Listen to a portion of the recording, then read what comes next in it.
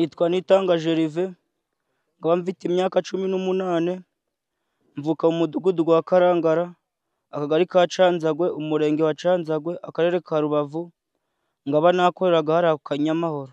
Nkaba naragiye muri Kongo nzi ko ngiye gukorera amafaranga, twageze ahantu bita ku Kilimanyoka batwikoreza amazi, batujana ahantu bitaga muri Nyiragongo ku Kanyamahoro, bahita banga ko dutaha, badushira mu gisirikari ca Nduza ca Nyatura.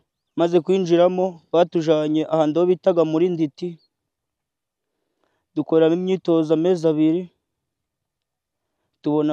babona kutujana kugwana hariya Kanyamahoro.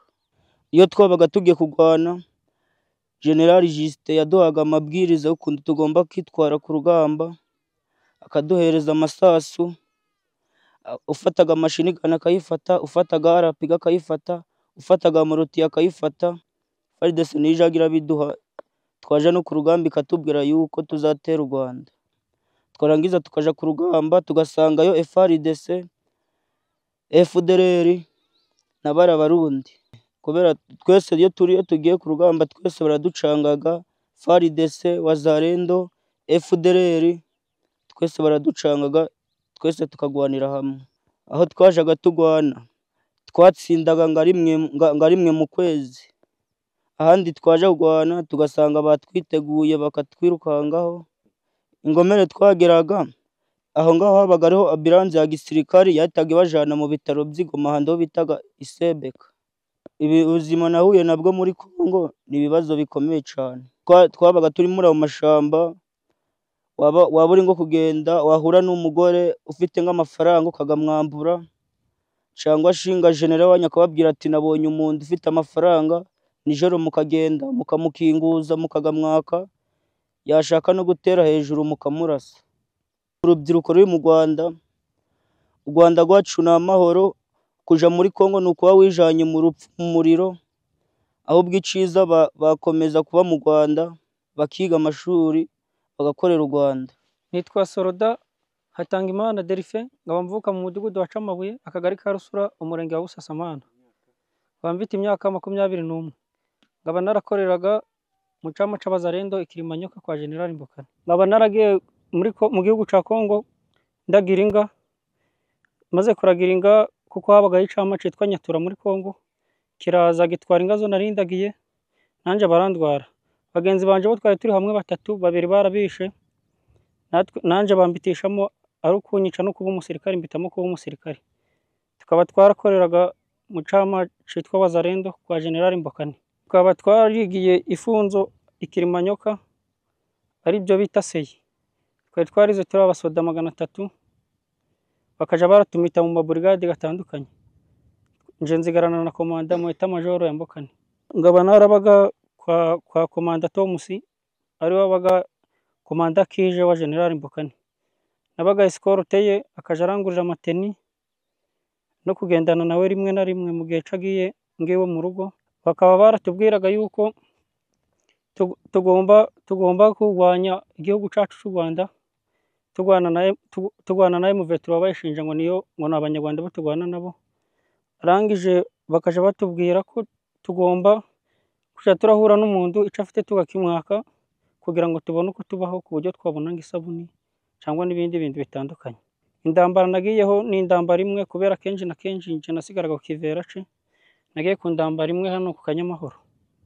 Twagwanaga iyo ndambara turimo FDLR na FARDC natwe Bazalendo, kuko bapangiraga hamwe twese bakavuga ati nimba twewe ibatayo yacu ariyo iri bukubite mbere, FDLR kaza kuturambura se na FARDC nimba iraza kubarambura se nayo ikaza kubarambura se, kaza kubatsimbura. Kubera ko minisiyo zose amasasu nibyo kurya byavaga muri FARDC n'izi mbunda zikomeye zo kuturasira inyuma. Nibwo nabonye ko ubuzima bubi bwo turimo ari mu Kivera njyamye, genda negeka imbunda ye imwe, yindi nja kureba bagenzi banje kuko twari twaganiye ko turi mu buzima bubi, ko tugomba gusubira mu gihugu cacu kuko twavuganaga n'abavyeyi.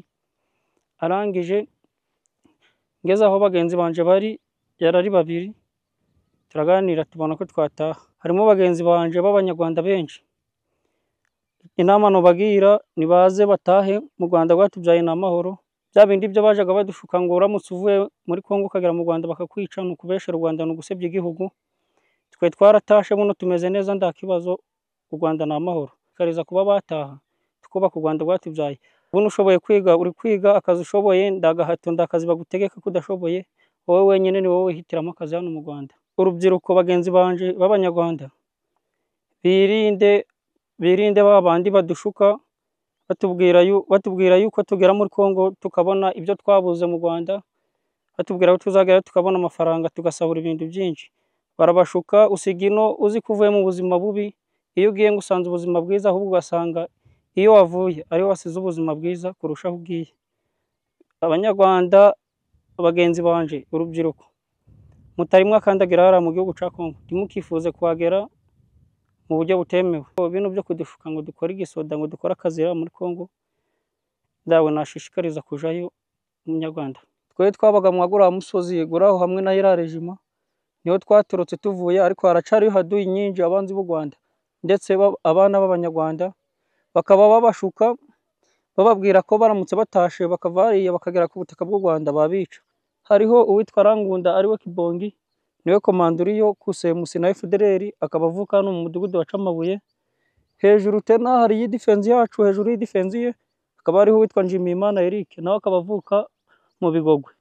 Hano hari amazu menshi, hari nk'igambi, niho abakomanda bose bari n'amadikota gose gari, haba FDLR haba semusi ndetse na ita majoro ya General Mbokani twabagamo, ni hara kwako gasozi hari hamwe n'agaramazu.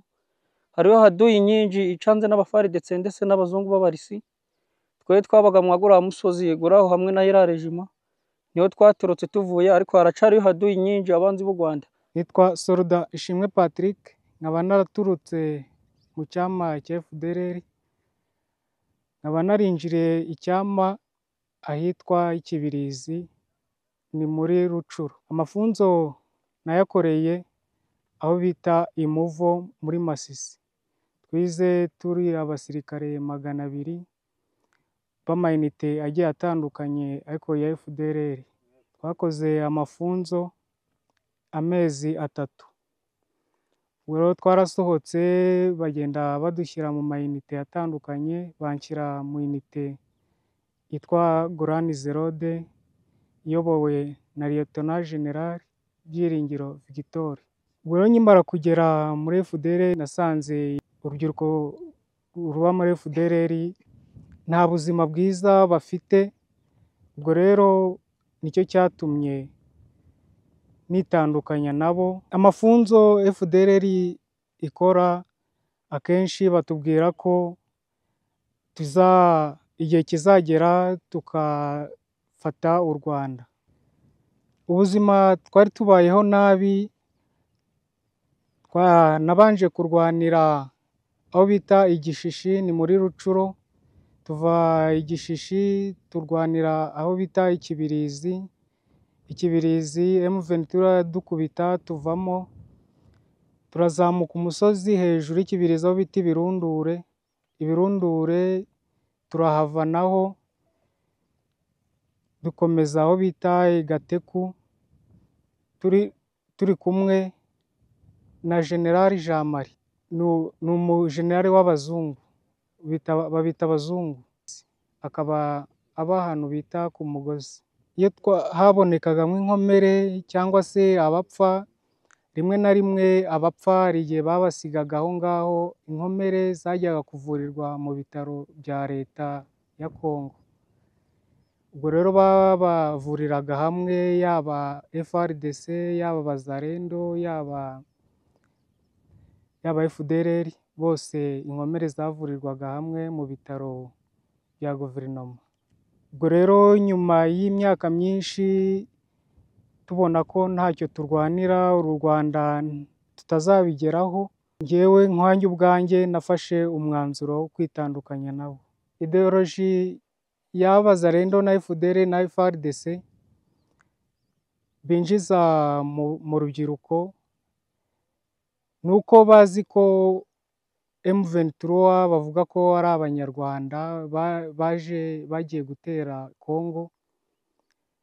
Niyo ideoloji bagenda batubwira ko niturangiza gukubita M23 tuzaza gufata u Rwanda, kuko nabonye bameze n'intwaro bafite n'amacakubiri n'ivangura, ntago bazabigeraho, ntago bashobora gufata u Rwanda rwunze ubumwe rwiyubatse ngo babishobore. Nshingiye njyewe uko mbibona, gushyira hamwe kwa FARDC, abazalendo na FDLR bananiwe gutsinda M23, ntibyashoboka ko baza gufata igisirikare cy'u Rwanda cy'ikinyamwuga kiyambazwa n'amahanga. Ubwo rero nkaba nshishikariza urubyiruko ko ibyo batazabigeraho, ahubwo bataha bagafatanya n'igisirikare cy'u Rwanda cy'ikinyamwuga, bagafatanya gutsinda abo bashaka guhemukira u Rwanda. Inama nagira urubyiruko ruriyo rukiri muri Congo mu mitwe yaba FDLR yaba abazalendo, ndabagira inama yo kuva muri ibyo bishuko bakaza tugafatanya n'abandi kubaka u Rwanda. Ushatse kuba umupolisi uba umupolisi, ushatse kujya mu gisirikare ujya mu gisirikare. Ubwo rero inama nagira ni uko bava muri ayo mashyamba bakaza tugafatanya kubaka u Rwanda. Banyita Ajida Mugisha, navuye mu mudugudu wa Kigezi mu kagari ka Kageshi, imyaka 22. Navuye mu Rwanda twimuye inka ziba mu kibaya, bari gushira imyaka igeze kuri 7, bakaja baza gushikira inka zacu kuziba. Tuja mu bazalendo mu gisirikare cya Kongo, tugira twebura ngo tugiye mu gisirikare, ikindi uzo twakibona abasoda twagira ngo ni abasoda, naho ikibishe ari amacakubiri. Nuko bakubonaga uri umunyarwanda bagira umwaka bakakwica, babona ufite izuru rinini bakaza kukwica kandi uri umukongomani mukorana. Hari uwo twabanagaho bitaga General Adaranga. Adaranga baravuze ngo akorana n'u Rwanda kandi ari umusoda akorana akorera muri Congo, akorana na Mbokani. N'uwitwa Dasora twari dufite umupmf nawe baza kumufunga gutyo bamujana gutyo, nawe bamugezeho baravuga ngo ni umututsi. Akabira gabo twe turebye kari birebire kugenda batuvangura baducagura, bahugeraho uri umuturage bareba ukundi kusa bakifuza ko bagurute ko bakumerera nabi. Abaturage benshi barabicaga, bahura nawe waba uri kugenda bakakwica, bareba ukundi kusa bakakwica kandi abantu basa bose. Ibyo nibyo byaduteraga umujinya.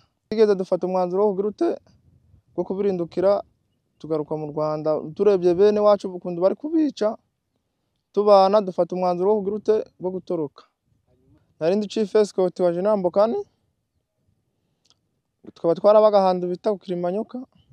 Operation babaga bapanze operation y'ibijanye n'imirwano, Kirimwami agatuma kuri General Mbokani, ninje wari chief escort we. Tukagenda duherekeje generali, bagahamagaza imitwe yose y'inyeshamba, ikaza abakuru bose b'ishamba bagahurira he kwa Kirimwami. Kari agasozi ka Kanyamahura karimo abana b'iwacu benshi, aba PMF bose baba hari na komanda ndetse ubamo bita Bahuma, nawe nanu hano iwacu.